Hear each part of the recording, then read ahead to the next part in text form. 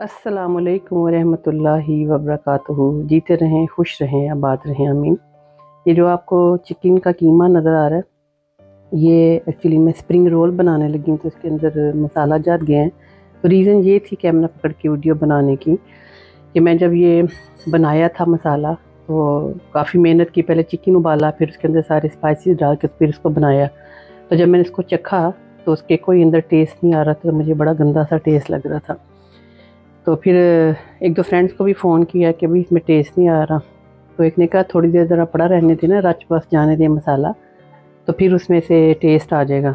तो उसने जब ये बात कही तो साथ ही वो बड़े शौक़ से मेरी वीडियो सुनती भी हैं, तो उन्होंने मुझे कहा, मैं उनका नाम भी लेना पसंद करूँगी उनका नाम लुबना है। तो उन्होंने मुझे कहा कि जब मसाला जाते हैं ना तो उनको रचने में थोड़ा टाइम लगता है, तो चलें शबाना इसके ऊपर ना गौर व फिक्र हो जाए।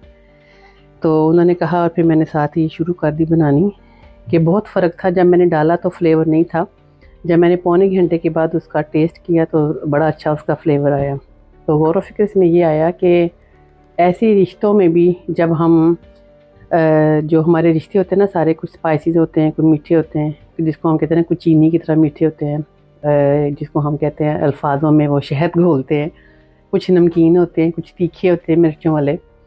लेकिन उनका टेस्ट तभी बहाल होता है जब सारे रिश्ते एक जगह पे बैठते हैं, बात करते हैं और एक दूसरे के अंदर रच बस जाते हैं। जब एक दूसरे के अंदर रच बस जाते हैं तो फिर ज़िंदगी की जो एंजॉय करने का मज़ा है ना, वो आपका दुबाला हो जाता है तो thank you very much Lubna ji, इतने खूबसूरत गौर व फिक्र की तरफ आपका मुतारफ़ कराने का थैंक यू वेरी मच।